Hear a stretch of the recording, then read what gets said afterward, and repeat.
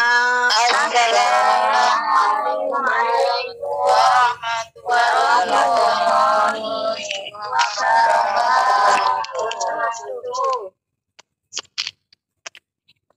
warahmatullahi wabarakatuh. Waalaikumsalam warahmatullahi wabarakatuh.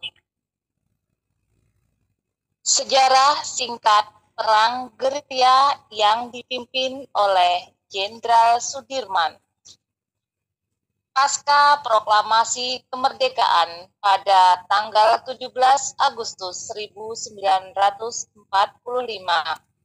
bangsa Indonesia justru mengalami masa-masa paling berat dalam mempertahankannya. Pasalnya, pihak Belanda bersama sekutunya dan Jepang masih berupaya mengambil alih kekuasaan di Indonesia. Berbagai perlawanan rakyat Indonesia terus dilakukan, salah satunya melalui perang gerilya. Gerilya merupakan salah satu strategi perang dalam perjuangan para pejuang dalam rangka merebut dan mempertahankan kemerdekaan bangsa Indonesia. Perang gerilya merupakan terjemahan dari bahasa Spanyol, yaitu guerrilla, yang secara harfiah berarti perang kecil. Dalam sejarahnya, perang gerilya merupakan perlawanan perang yang dilaksanakan secara berpindah-pindah, sembunyi-sembunyi, penuh sabotase, namun fokus dan efektif. Di mana dengan strategi perang gerilya ini, maka pasukan Indonesia waktu-waktu dapat menyerang pihak Belanda dimanapun mereka berada.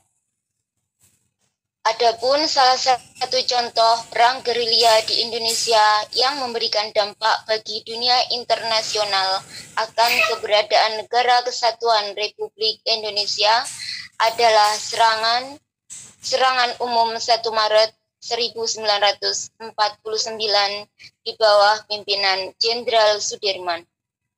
Jenderal Sudirman dikenal sebagai pimpinan yang andal dalam eksekusi strategi gerilya.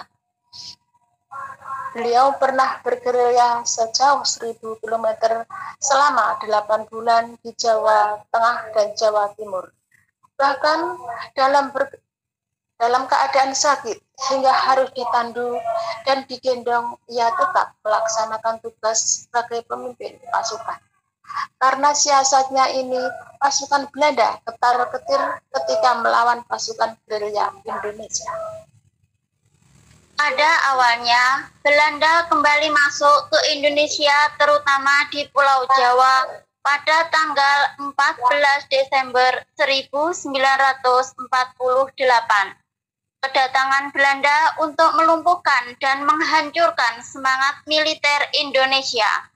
Berbagai serangan dilakukan oleh pasukan Belanda, bahkan di Yogyakarta dilancarkan di pangkalan udara Maguwo, kemudian berlanjut lewat serangan darat. Pada tanggal 19 Desember 1948, Yogyakarta mampu dilumpuhkan dan dikuasai pasukan Belanda.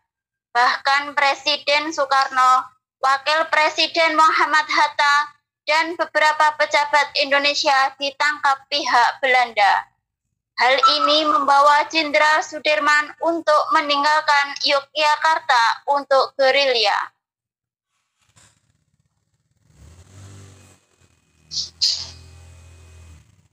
Selama gerilya, Jenderal Sudirman dan pasukan berjalan untuk berpindah-pindah tempat.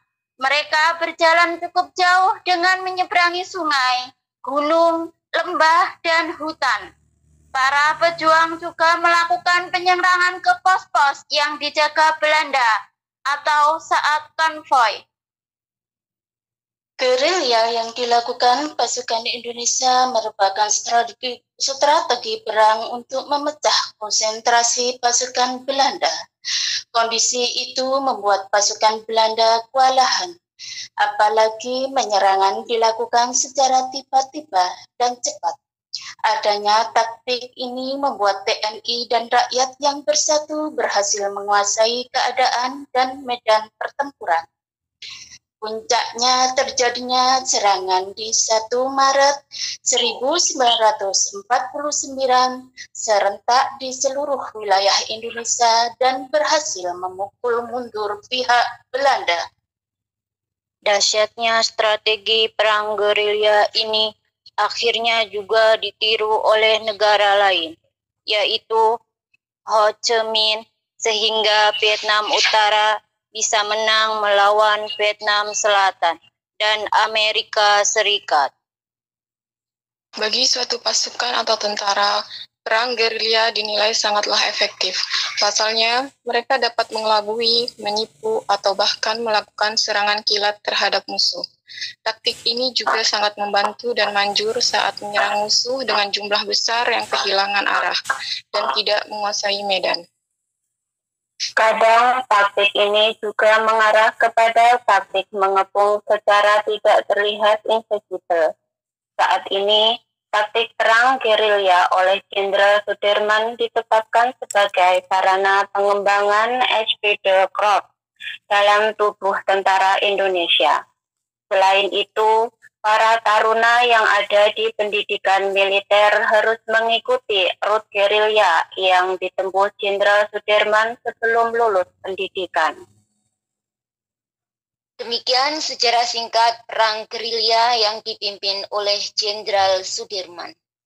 Kami kelompok belajar Lavender OY mengucapkan Dirgahayu Republik Indonesia yang ke-77 lebih cepat bangkit lebih kuat. Merdeka. Akhiron wassalamualaikum warahmatullahi wabarakatuh.